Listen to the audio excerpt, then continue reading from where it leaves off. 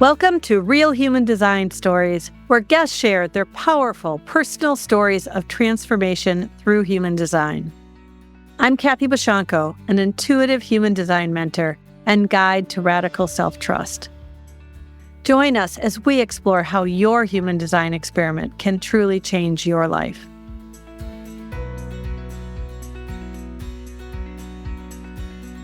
Hi there.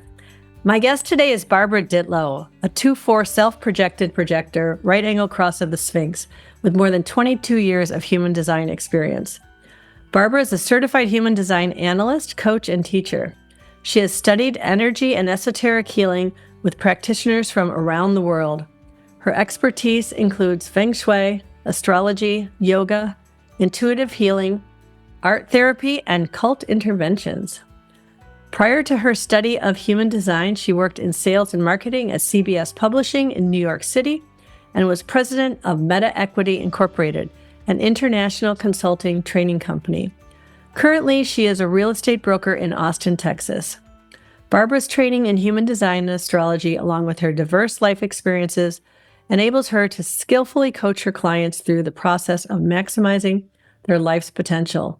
As a gifted listener, adept in asking transformative questions, her clients experience personal satisfaction and success in their finances, relationships, and careers. And I met Barbara at the High Desert Human Design Conference this last September, where she gave a really interesting, that's an understatement, talk about the 2027 mutations that human design is anticipating and, talks about the prophecy. So I'm very excited to get to hear your story because I've never heard your human design origin story, Barbara. So I'm really excited to hear it along with everybody else. So welcome. And if you want to dive right in after you say hello, that would be wonderful. Okay. I would say I got into human design before it was online, before all the information was available, and before Ra had a software program to run charts. And write them by hand? Yes, it was very different. It was very different, but it really picked up speed after 2005. I was in the first online classes because I was in New York at the time. And I remember saying, whoa, this is amazing that you could log on and have a classroom. But what really surprised me about human design as a projector, it was nothing that I sought out. It was nothing that I said, oh, here's a soup du jour. Have you heard about human design? Because no one had heard about human design. It was a tight-knit group, and its time had not come. And it was really, the body of knowledge is really wedded to technology. I mean, the spread of the validity and the effectiveness of human design almost seemed to be timed with the SE computer, which came out in 1987. And it was a home computer. And human design revelation comes then, and you could almost see the handmaidens to each other. So when I got into human design, it was not out of seeking anything. In fact, the night before, I had been with a really good friend who was a psychologist in New York City. We went to the Open Center there, and it was a Christmas party. And the night before, we went to a forgiveness workshop. There was a wonderful man from England who was traveling around the world giving a workshop on the importance and necessity of forgiveness. And it was a circular kind of experience where it was not a lecture. It was, inner circle, outer circle, dance. And afterwards, both of us looked at each other and said, okay, we're done. We've forgiven our past. Forgive the future. Forgive now. We're not going to do any more New Age stuff.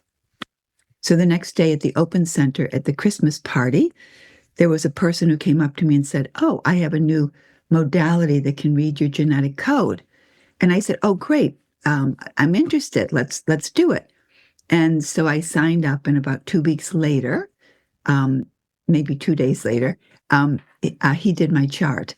And my friend was very upset with me because she said, I thought you agreed that we weren't going to get into any more of this New Age stuff. We called it stuff. Sort of like shopping in the grocery store, throwing all these different workshops and everything. And I was intrigued by it. I wasn't blown away. It was interesting. It was interesting. I think the experience was different, but it didn't answer any questions. I think it oftentimes when you go to an analyst or someone who's new in the program, they may have not had the experiential awareness to blend the information with metaphors to help reach the person. Yeah. So what happened is my friend and I decided that we were just going to jump in with Ed Stanton, who was a primary teacher with Ra, and we went to Martha's Vineyard and we went through this whole process of being initiated into what human design was. And then it just ended up, my friend invited me, because she's a manifesting emotional generator. Hey, would you like to take these classes from Ra? Ra's going to be here. He's going to be in Sedona. Do you want to go out and fly out to meet him? So I went out, flew out to Sedona, and was in the classes with Ra. Still didn't understand a lot, but it's as a projector, what I found is you really have to go deep down to the foundation in order to start building the layers of awareness into the perspective of what is this tool that we've been given. But I was very patient with myself, and being trained as an intuitive healer and astrologer, I was at least able to get on the landing page of, okay, the planets are here. So I got certified with Ed Stanton and then started taking all of the online courses with Ra. If I could travel and go to classes, I would go there. Now, what's mysterious about this is that when I got into human design, I had just finished a time in my life where I was an experienced cult interventionist. So any kind of system or program has a certain pattern in it. And when I met human design and interacted with some of the people and taking some of the classes, I was going through a checklist saying, is this a cult? What's going on here? Because I wasn't going to go gung-ho. I didn't want to get close to Ra.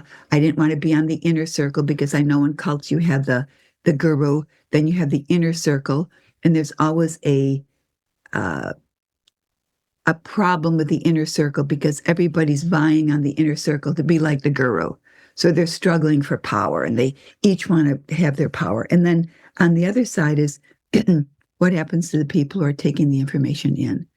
So it took me about 3 years to really decide that this was really about empowerment, and it was about, you could almost say, we say experimental, but I would say it validates through experimentation. When you say you experiment, a lot of people don't understand that it doesn't necessarily have to be open-ended. It evolves. So I felt the validation of the efficacy of human design through how it changed my life. Now, simultaneously, I had several one-on-one appointments with Eckhart Tolle, a non-dualist. So I was able to ping pong back and forth between the biverse, the universe, non-duality, duality. So I found that there's a term in human design called passenger consciousness, and that was the finger pointing toward non-duality. And so I was able to, working with both of these people, profound teachers, to radically change my life. They were both born in 1948. I was born in 1948. So I didn't seek either of these people out. That's the interesting thing. For both people, there was an invitation to experience some sort of meeting. So as a projector, I saw right away it was correct because the invitation was there. It wasn't outside of the invitation. So I was willing to say, okay, I've done everything correctly to get into here. Now, it's interesting, too, because in anyone's imprint, in astrology, you have the imprint of the relationship of the mother-father, and you can begin to see early conditioning effects. Now, human design, we have it more precise through the centers, but I was very aware that one of the greatest challenges I had in my life was the differentiation and the profound difference between my mother and father. They both had the 1762. My father was an emotional manifester, and my mother was a 4-1 generator.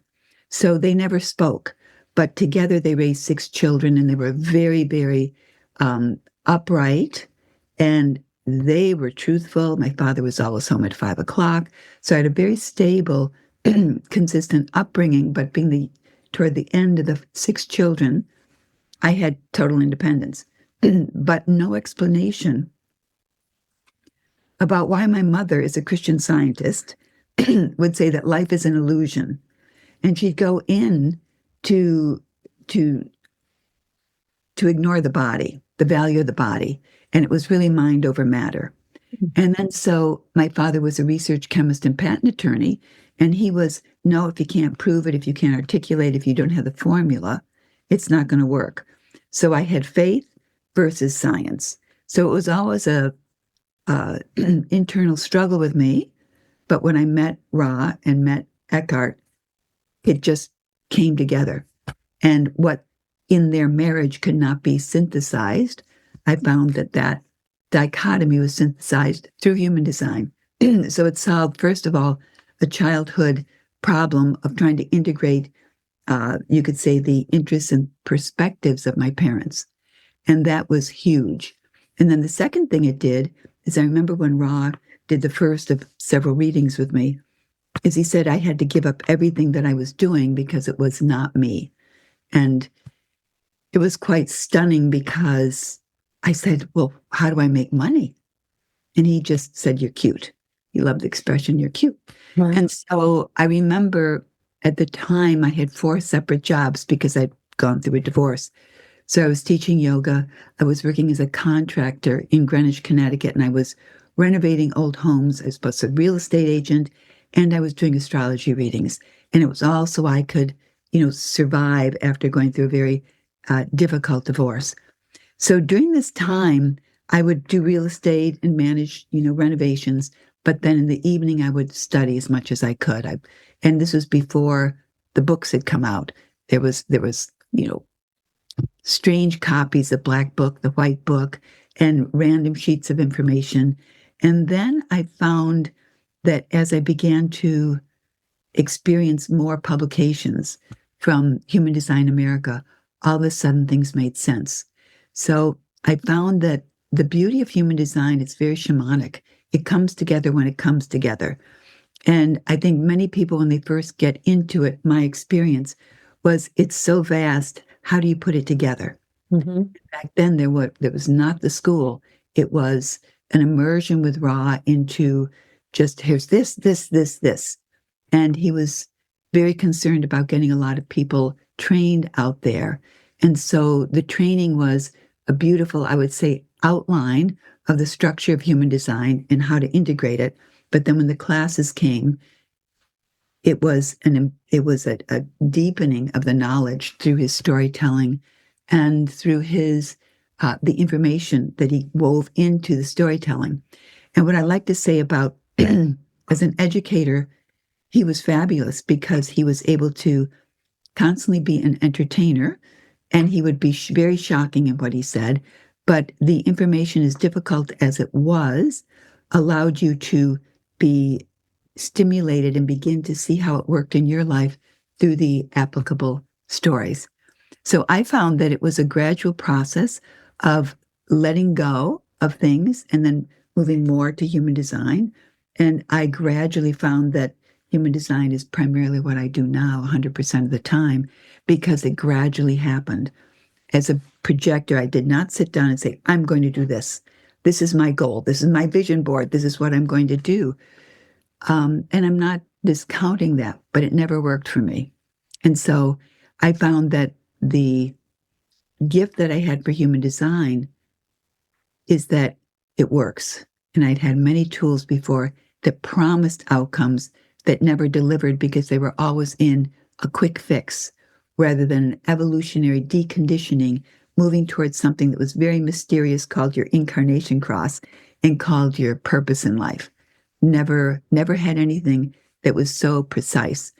And it's interesting too, when I did the cult intervention, I had been initiated by Swami Rama in yoga back in 79. And I remember there was a big falling out with Sai Baba, Swami Rama, a lot of these yoga instructors by relationships they had with their female students. Mm-hmm. And I remember quite a few people quit yoga. And I said, why are you quitting yoga?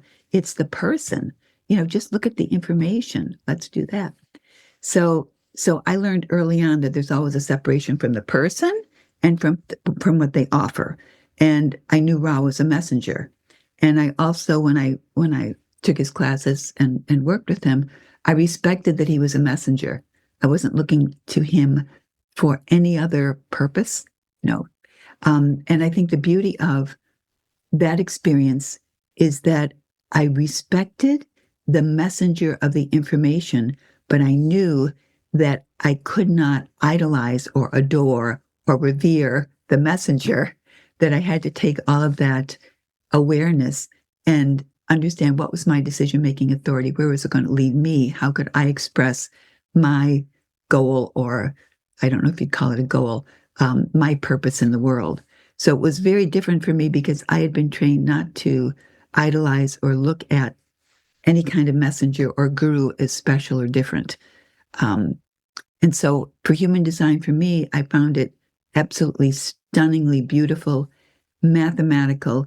Now, where it's mysterious, and where some people don't buy it, is the conditioning aspect. That's messy. And with any situation, you look at a chart and you look at all the open centers, you don't know how that conditioning is working and what's the quality of the conditioning. So when I work with people and they're kind of disbelievers, I'll say, look, I don't know your conditioning. I can say, how it's going to affect you. I don't know the details, and I don't know the intensity of that conditioning, but human design is a minimum 7-year process. I'm in the middle of the 4th 7-year cycle, and I can tell you that it does gradually change the cellular reactions in your body. And so I would say the beauty of human design is focuses on the health of your body. It focuses on, as in Christian theology, you'd say the body is the temple. That's how gate, 46, body is a temple. So that's a brief experience with human design. It came to me as a gift, and I reluctantly accepted it. I had to test it. I didn't strive to be anyone in it. I was just following invitations radically. And sometimes there'd be a great invitation, and my outer authority would say nope, and I'd say, Barbara, you're going to miss out here. But it is what it is. Yeah. Wow. That was great. I love how you just pulled all that together, because I had so many questions and I feel like you answered them as you kept talking. I want to back up though, because one thing personally struck out to me when you were talking about lots stuck out, but one question, you were talking about your parents and you said that they both had the 1762 and you said they never spoke. And I don't know what you meant when you say they never spoke. They didn't speak to each other about anything, or just about... They really didn't. They were quiet. I think because they were tired. My mother was an English teacher, and she had 100 students. Back then, you corrected essays. And my father was a research chemist and patent attorney. He'd be home at 5 or 6 o'clock. And at that time, my mother would get home from school. She'd make dinner, and my father would go into the room and read the rest of the evening. And all of us, they're from the silent generation. The organizational skills was they had a budget down to the penny because it wasn't a debt economy. If you didn't have the money, you didn't buy things. And they had 6 children, and they had just come off war stamps, the coupons for meat and for dairy and flour, sugar, things like that. They were organized in the way we sat at the table, the way the house was run like a Marine ship. And you did not and you complied. You did not say no. So they were very organized in the structure of raising 6 children. They put all of us through college, and these were expensive colleges, and they were organized in that way, but they had no contact to their emotions. And my mother, being a 4-1, was not going to bend to anyone else. And so I had the privilege of taking care of my father when he had cancer, and he lived with me for a year, and I was his primary caretaker. I had to go through the cycle of the chemo.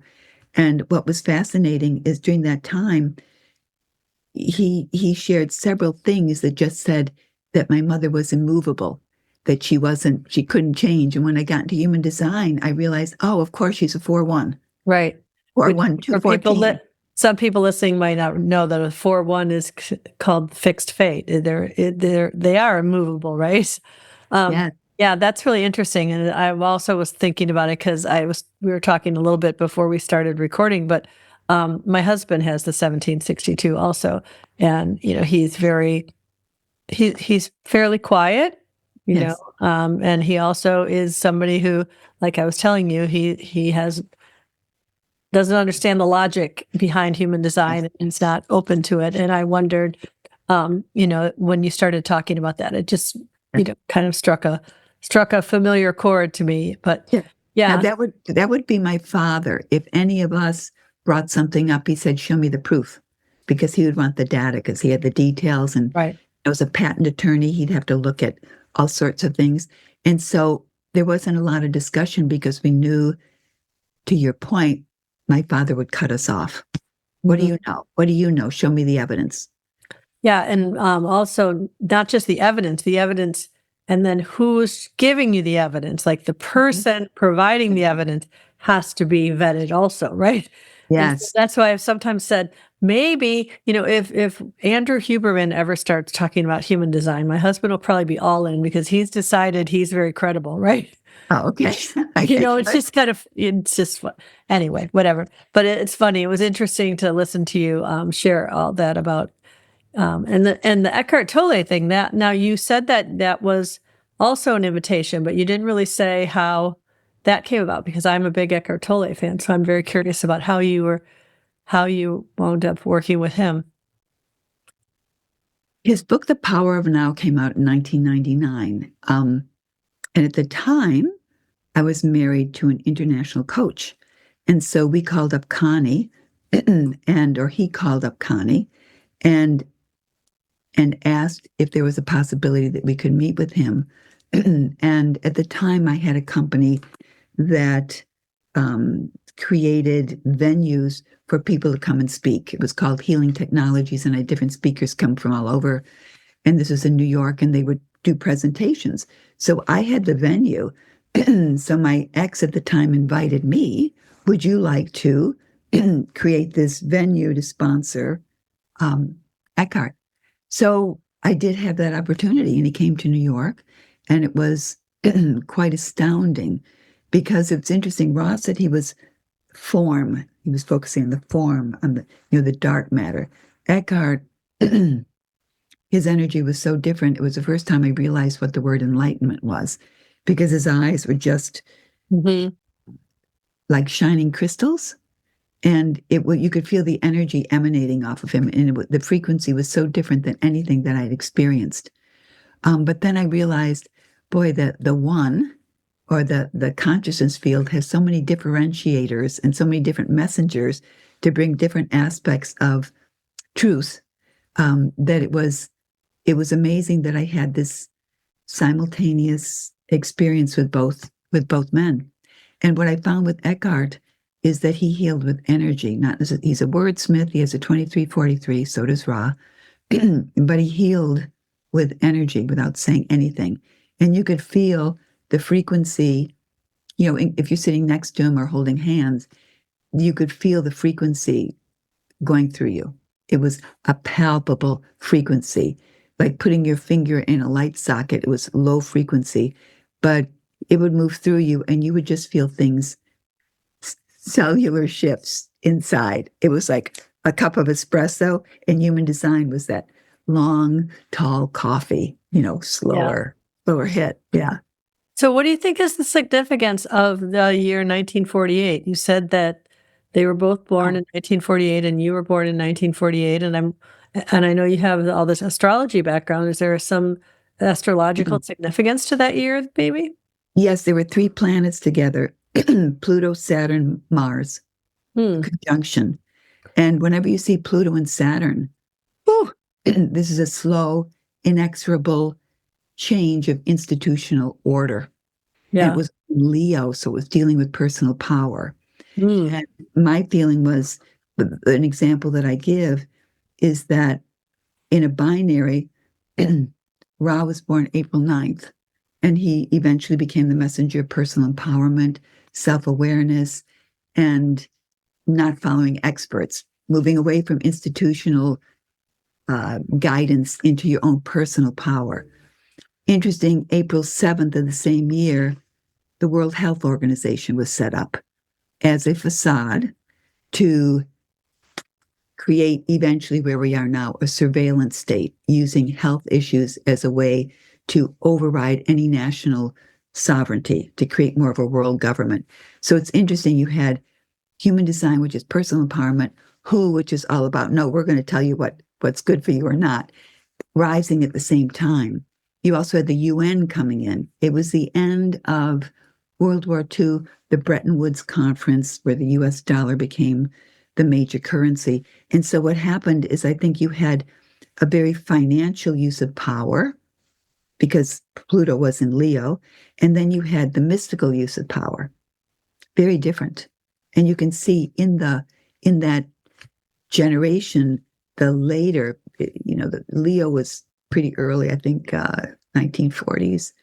But by 48, a lot of the people were going to mature and come into, let's say, their power in the late 60s, early 70s, and they became the new therapists. People born in 1946, which was interesting, they all had Neptune in not Neptune, they had Pluto in Libra in the fifth gate therapy. And so from 46 to 48 and then to 49, you had a lot of people that had some very difficult aspects in their design that would have to work out. And you can see with Ra's story or with Eckhart's story, they struggled before the awareness or the awakening happened for each of them. Yeah. Wow. You have just so much knowledge that I could ask a million questions to try to focus in on a direction that I want to go, because I'm very curious about what you see as your, I don't know, I don't like to use the term role or purpose, because our purpose is to be, right? Yes. And to grow and to evolve. But, you mentioned something about, your, evolving into your incarnation cross. And I'm wondering if you can maybe elaborate on that for you specifically, what that has meant and how you see that happening in your life, like as a right angle cross of the Sphinx. Mm-hmm.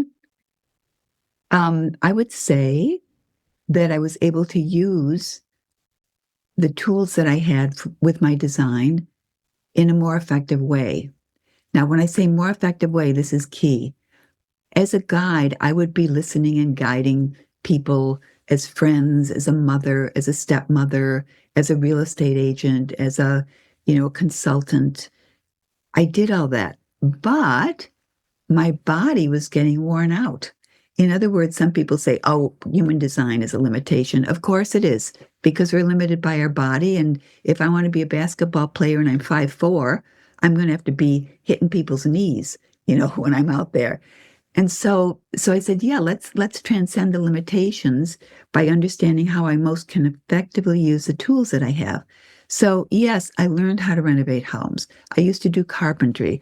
I've got degrees in art and worked in business. And those were all very interesting. And they gave me metaphoric tools to empathically relate with other people. But when I got into human design, I found something very different.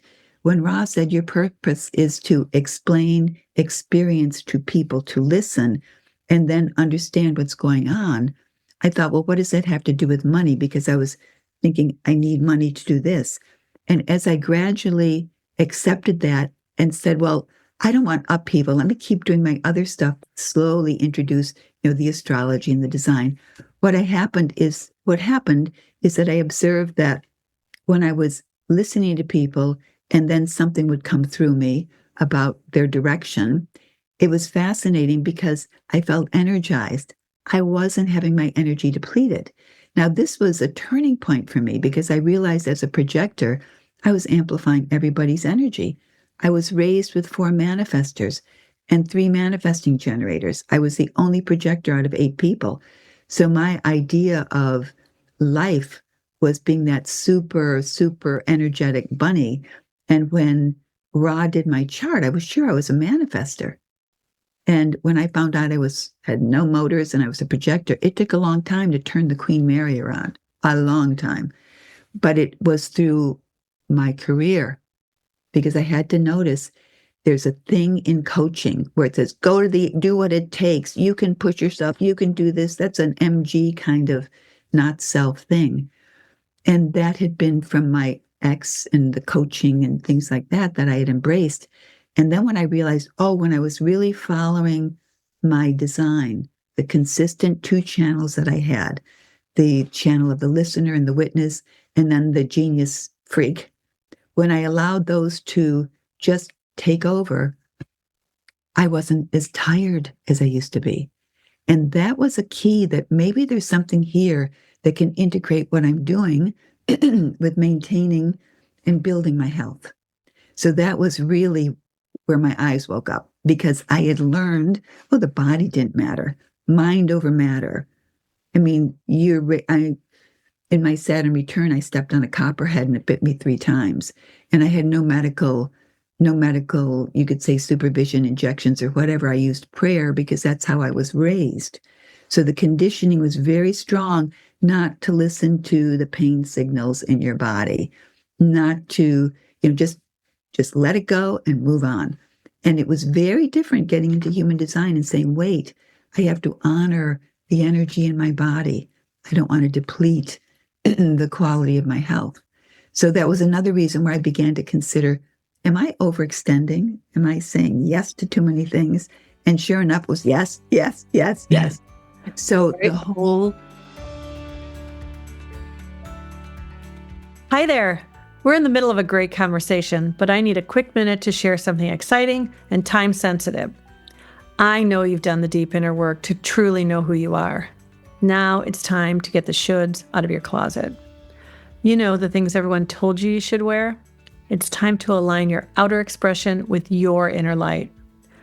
That's what Shine Your Light, my free 5-day style confidence challenge, is all about. Starting January 21st, I'll guide you to reclaim your wardrobe to align to your true self so that you shine your light in a way that radiates who you are and attracts the people you're here to impact. Visit kathybashanko.com for details, or if you're hearing about this later, sign up for emails to hear when it's back. Now, back to the story. See you in the challenge. My whole identity changed. And that's the hardest thing for people in human design, to give up the self-identification that they've had their whole lives, who they needed to be to survive, who they needed to be to have the friends that they have, or to be recognized by people. And that was something that I could give up easily because I was just so tired. I was just so tired. And I remember I'd been a Bikram yoga instructor and I was getting further certification. I remember I did 3 90-minute hot sessions, for a week. And I look back, I said, oh my God. But I was that open root and the open sacral, I would get this adrenaline high from using this energy. So there's a long way to say where human design really helped me was to see the value of maintaining health and correct energy invitations as a projector. Yeah. Wow. That's really good because, for a lot of reasons. I'm sorry, I was a little distracted. My dog's been barking in the background. I keep having to mute her out.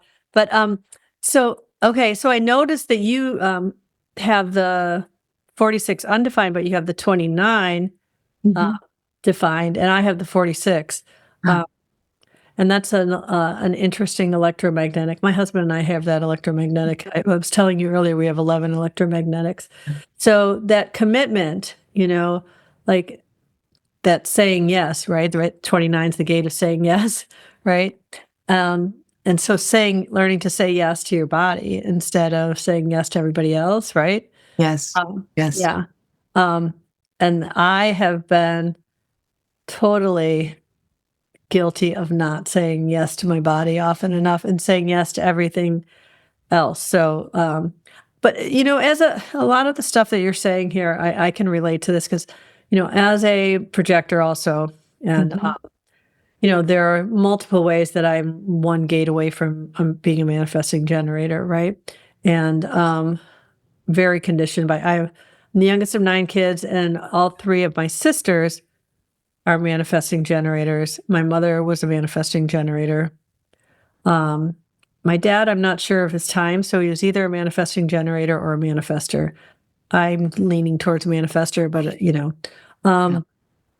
but so I'm very conditioned to be a manifesting generator. My husband's a manifesting generator. And I notice how there's this fine line between loving what you're doing, right? So my conscious sun is 14.6. So the loving the creative work that you do, right? On my undefined sacral. And there's just such a fine line between doing that to obsessing about it and overdoing it and not knowing when it's enough of this doing the creative work that you do, right? When to say no, all of that is really, 8 years in, still a lesson that I'm learning all the time, right? And when all of a sudden I start realizing, okay, now I'm doing this not because it's fun, but because I feel pressure or like I have to, you know what I mean? Like when something starts getting hard, Yes. and then all of a sudden you just keep going and going. And the next thing you know, you're like, why am I doing this still? Right? Yes. Yes. Yeah. And so Yeah. as a projector, I see it's so easy for, to slip into that bitterness when that sort of stuff happens. And I wonder when you first began with your experiment, how the bitterness resonated and whether that was something that you felt a struggle with it all. For me right now, what I find really helpful is when I start to notice the bitterness, reminding myself that, oh, this is protection. This is protecting me. This is making me icky to be because I'm supposed to, or not supposed to, I hate the word supposed to, but my body wants me to do something different.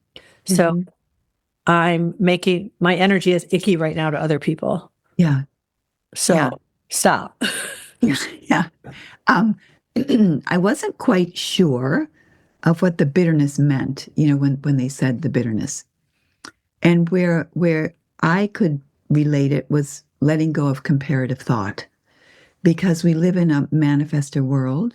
The people who support that world are generators, and we're kind of hanging out on the sidelines.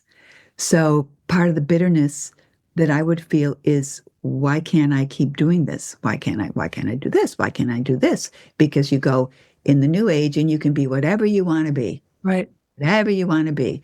And that is interesting, but it can also be an experiential pit, where you're just dropping and you're doing everything, but there's no success that's derived from it.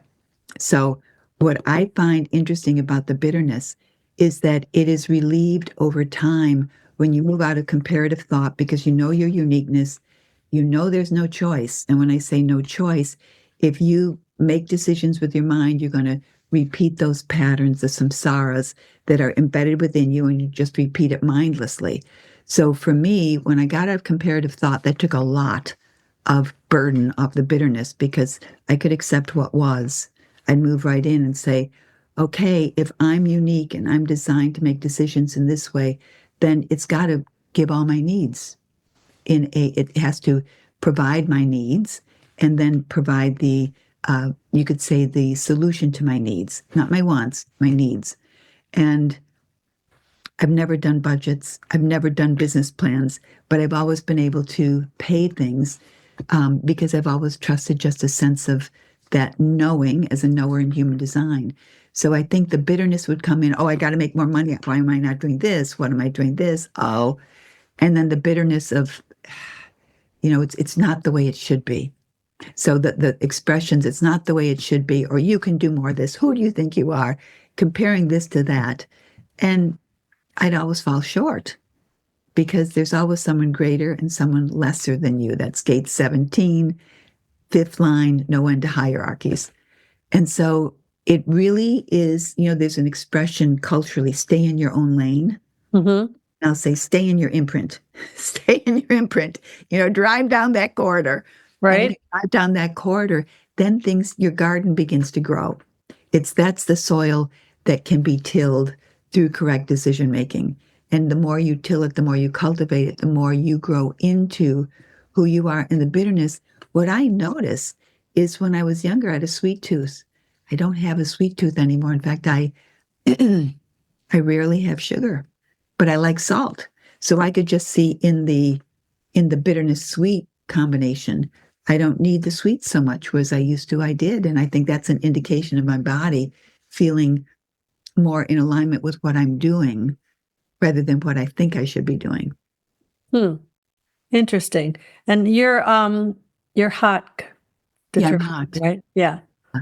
So that doesn't have anything to do with the hot, sweet, the bitter. Because there are certain gates that lend themselves towards the salty versus the Mhm. sweet type of thing. And I wonder if, I understand what you're saying about relating it to the bitterness, but is it also something where it could have been someone in your life who was bringing um, bringing a need for more sweetness in your life, so you were drawn to it? Maybe they were.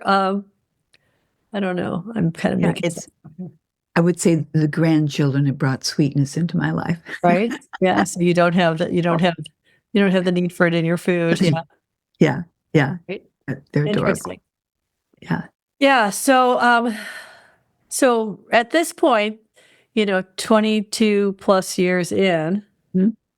um, do you feel like you're still learning stuff, or is it just at this point now just Oh no, it's perpetual learning because the way it's a puzzle. Mhm. Human design has so many layers, and you don't know what piece is missing until Right. you hear something. You put that piece in, and then it changes. It changes the concept that you've been dancing with. And so I find that, every day, an hour reading or listening to something, and I allow where I'm invited, what pulls me, what calls me is a 2-4, what calls me. And I find that I have 10 ones in my design and personality. And what I find is I love learning. It's a passion for me. And so I don't think with human design that the danger of human design is you can get lost in the knowledge Mhm. because it can just capture you. And so I kind of balance that from radically following my human design. Right. If it's not if it's not a correct invitation, no matter what the carrot is, I'll say no. My biggest challenge is sleep Yeah. because um, it's a projector. You need a ritual before you go to bed at night, but I draw that ritual out. I draw the ritual out, and I still am pretty wound up from the day, Yeah. because it's exciting. I love what I'm doing. I go for walks. And so it's usually 12 or 1 o'clock when I'm finally, ready to go to bed. I mean, what do you find that? I find that's a Oh, little, I never know when enough is enough at the end of the day. yes. Always, and there'll be times where I will say, "Oh, I'm really tired. I'm going to go to bed early." And my husband and I, maybe 5 years ago, started sleeping in separate rooms. And that has been really good.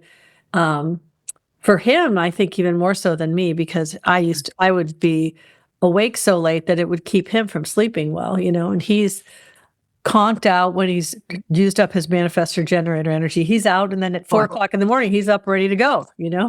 And so it's much better that way. But what I find is, even if I go to bed and I say, "Oh, I'm so tired, I'm dragging," and it's like 9 o'clock, and I'm going to go to bed early, I decide I'm going to read this, or oh, I Yes. forgot I wanted to listen to this, watch this YouTube video. I'll just watch that while I'm sitting in bed, and then next thing you know, I remember something else I want to do, and then write this down, and next thing you know, I'm journaling, and it's nothing active or whatever. I enjoy all of it, but next thing you know, it's like, oh, it's 1 o'clock, right? Exactly. It's Yeah, exactly my pattern. It's exactly my pattern. exactly. That's why that's the most difficult. Because when I tried to go to bed before I was tired, I got anxious. Yeah. Wait, I Yep. didn't do this. I didn't do this. Will I be able to go to sleep?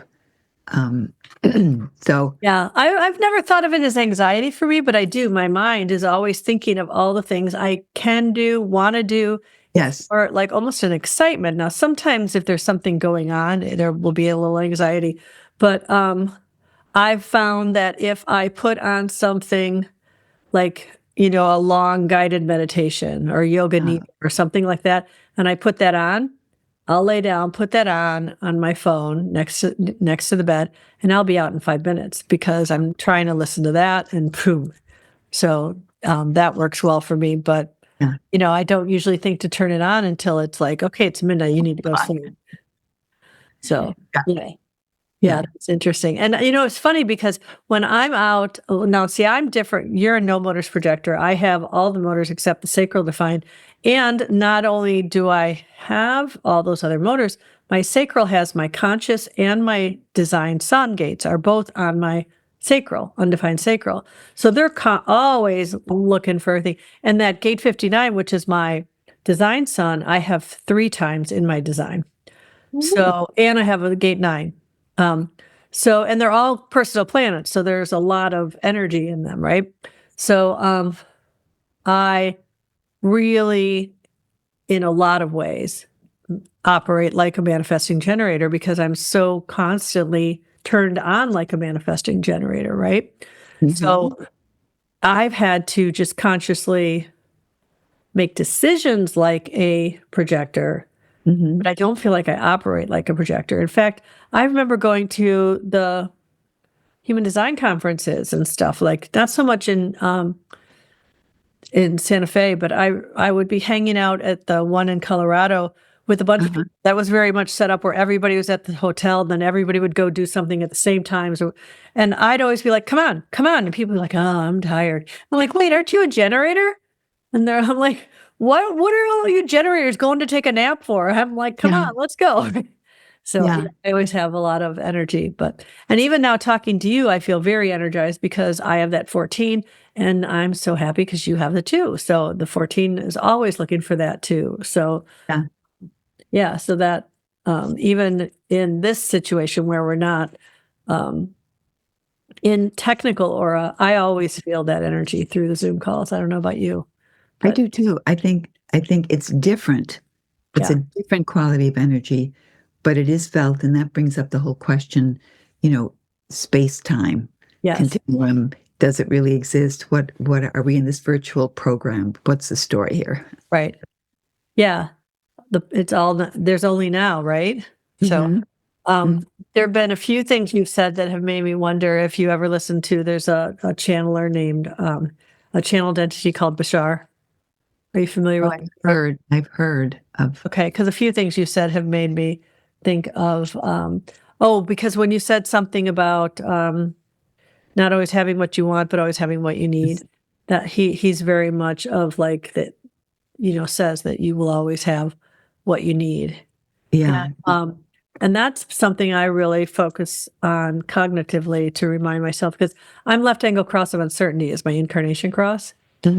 So, that's at first that made no sense to me. I was very uncertain about what that meant when I first entered my experience. I'm like, and some of the ways that it's explained are so, I don't know, materialistic sounding, which there is a lot of materialism in that, but in that cross. But I've really understood that for me, it's about knowing that I'll always have what I need and really following that sense of, the creative individual energy of my earth in gate 8, like always just really being me and knowing that only when I'm truly me, when I really show up as myself, that's when I'm going to be the most supported, right? And teaching other people the same thing, which is kind of what I feel like I've been trying to do now, or I shouldn't say trying, what I'm starting to do with this marriaging of my past life in retail fashion with this new, more human design based career that I've had, and helping people to see that, okay, don't be afraid to show up as you. Like, this idea how we condition people and say, that's not age appropriate. That's not situation appropriate. Don't wear this to this. You need to dress more this way. And, to a certain extent, I understand there's always going to be a little bit of tweaking to be considerate of other people, right? You you probably don't want to be the person who shows up at somebody's wedding in a white dress, right? But Yes. that doesn't mean that you can't show up as you completely. And if you're somebody who always wears white every day of your life, certainly people are going to understand if you show up in something white, but maybe you wear a white suit or something, you know what I mean? So I think, I love your little email messages because I feel that the fashion industry does survive on do's and don'ts. yeah, And it begins to form this outer authority where you take in and you think, I can't do that. And yet your body wants that. So I feel it's similar to Maria Kondo, with her, spark joy, and, having a ritual around it. right? I think that it's very important. And I love that you're doing that because people, especially younger girls, some of the things that they wear, they're, quote, in vogue for that, let's say, age group based on what's being perpetuated out there by the influencers, but it doesn't work for some people. Right. Yeah. And that's where, where you come in and you can come in with that 1-8 and say, no, let's see, how could you enhance this? What can you do here? I think it's a role that could be fun. And I champion you going out doing that. Yeah. Well, thank you. That means a lot coming from you because I think, it's clear. I don't want to tell people, you can't do this or you can do, or here's what you need to do based on this, anything that I think. It's really helping people to get in touch with who they are. Because as we move into this 2027 age of the individual, it's, there's a marketing guy named Chris Do that I really enjoy listening to his stuff. He gives a lot of free information to people about stuff. And he talks about how different is better than better. So, like people, if people are hiring you strictly because you're the best, then as soon as anybody gains any more knowledge or whatever than you, they're gone because they're just always looking for the best. There's no loyalty in that. But when people like what's different about you, they connect with you on a personal level that has some loyalty to it. And so when he's even talks about when people show up and they just, get up on a stage, like you finally made it and you get up there and you stand up there and you're wearing a suit, that just looks like anybody else's suit. Nobody knows who you are. There's like a certain amount of there's almost like a mask to that. And I think that was the idea before, was to not let people in, to be, right? To be this facade. And that doesn't work anymore. People don't want facades. People want to know you for who you are. And so Brene Brown, I know, said that when people would hire her originally and they'd ask her to come speak and they'd say, okay, but 2 things. We need you to not swear and we need you to wear a suit or something like that. And she's like, no, because neither one were her. She's like, this is who I am. And, and it, if anything, endeared people to her more and she became more popular. And so I think as more people start to really feel, that they are showing up as themselves, right? I'm excited for all that to start to happen. So I kind of took that in a weird little tangent there, and but I appreciate I appreciate that you even read my emails, Barbara. Well, I have found with fashion, I've been very aware because I have gate 55 and anorexia, bulimia, food problems are all rooted. You have 55 too. So that gate 55 was really distorted in mid-60s with Twiggy phenomena and the idealization of the female body as looking like an adolescent male. Yeah. Now, and then what happened is Gap came in. And then it was the proletariat, jeans, T-shirts. I have no problem with that. I wear yoga pants and a top every day. But what happened was the sense of style and specialness that you showed who you were, let's say in the 40s or the 50s, that went out. And all of a sudden we all looked like each other. And then the real estate broker, I said, if I see any more Edgecombe gray, the designer color of 2014, can we please change that color? All the homes gray to get rid of textures and colors, and because people were living through the computer, and all the houses Bauhaus, which are very masculine, they're not organic, and the ability for the individual to rise out of that. They've been conditioned to think, well, I'm not cool. I'm not wearing Gap. I don't have Edgecombe gray in my house. It's not minimalist. I need to do this. And people are affected in ways that they're not. So I love the fact that when you can tailor someone's clothing to their design, I mean, it's very important. Very important. Yeah. I mean, I never thought of it that way, but I thought that's a great niche. Well, thank you, Barbara. That's really encouraging from you. So, and if anybody's listening, I am starting a 5-day free style confidence challenge on the 21st. Now, when this comes out, this is going to come out like the day before that. So feel free to, if anyone's listening, join, even if you're a day or so late, you can still get benefit from it. Mm-hmm. And I'm sure I'll redo it again after that. So, but I did also have a few other questions if we can steer you for a little bit. So I think I was telling you a little bit beforehand that I was toying with the idea of kind of having some standard questions, kind of serious and fun, that I ask all guests. And so the first one that I was thinking would be interesting is if you could sum up your human design experiment so far in one word or short phrase. How would you do that? Mysterious. Mysterious. Okay. Okay. And if your human design experiment were summed up in the name of a song, what song would come closest? It would be by the composer Elgar, theme from Thomas Tallis. It's a classical piece. It's very, it's just very, it's very evocative. Okay. I'm not familiar with that. Yeah. I'm not familiar with that. I'm going to have you tell me that again afterwards so I can put that. I'll send you the link and you can listen to it. Okay, there you go. I can put it in. It's very mysterious. You just don't know where it's going to go, but it's lush, it's rich, but you can't plan. You can't plan. Okay. That's awesome. Mm-hmm. So kind of relating to what we were just talking about a minute ago is how has honoring your strategy and authority and really knowing and trusting yourself changed your personal style, if at all?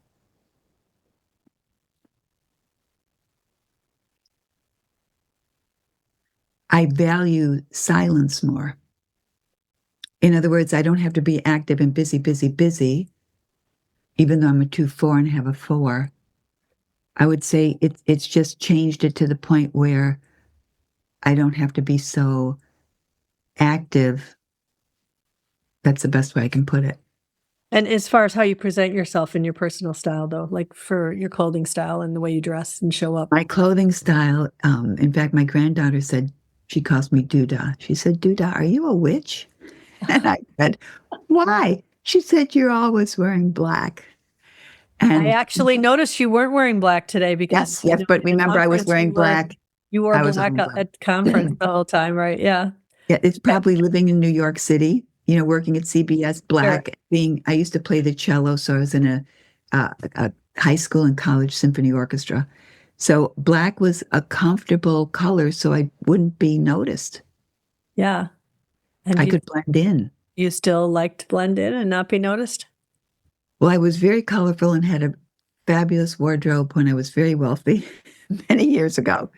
But then when I walked out of that scene, I'm very comfortable just wearing simple clothes because of budget, and I don't have to think in the morning on what I wear.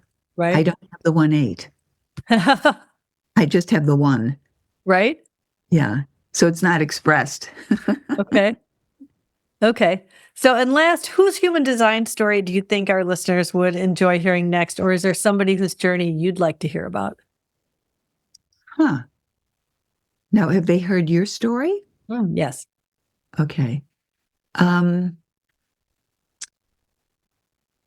I'm trying to think because there's so many. It's episode 33, if anyone's curious. Yeah, I was thinking of quite a few people, but they're no longer with us. Maybe a woman by the name of Karen Spira. Oh, okay. I don't know who that And is. your information, yeah. Yeah. She's fascinating, and she's a manifesting generator, sleeping phoenix, double Pisces, and she was a professional chef, businesswoman. And I would say that would probably be a very good interview. Oh, awesome. I will look into that. I appreciate that. So, Yes. okay. So now if folks want to work with you, what is the best way? Like, how can they work with you right now? As far as I know, you're doing a class about 2027, right? But are there other ways you're working with people? Yeah, I do one-on-one counseling, foundation design, cycles, variables, whatever, because I'm trained in rave psychology too. So I teach classes, and then I do private consultations. And the best way to reach me would be my website, humandesignconsultations.com. Okay. And you can get it on the phone. I mean, so many things are coming over the phone now and not email. You mean get text notifications? Yeah, and a lot of websites, older websites, are not tailored for the iPhones or for the Androids. So, Human Design Consultation, it's easy to access, and that's the best way to reach me. Okay, awesome. I definitely think if anybody's interested in finding out more about the 2027 change, that I've heard a lot of great things about your class. And then also, I've been spending some time with Jess Tilley with this thing she's doing about wrapping up this new year, or I mean this old year, and then going into 2025 energy. We've been talking for each transit, and I know she told me that you're going to speak in that little group that we're doing as well. So about 2027. It will be specifically answering questions about 2027. Yeah. Yeah. So that's great. So, and I have that information. I'm blanking on exactly what we're calling it. The HD New Year, I think, just is what it's called. But I'll put a link to that in the show notes as well. So that people, if they catch this in time, can maybe catch that call as well. So thank you so much, Barbara. I have enjoyed this immensely, and I know my listeners will feel the same. So I wanted to thank you very much. Thank you so much. It was my pleasure. Okay. Peace out, everybody.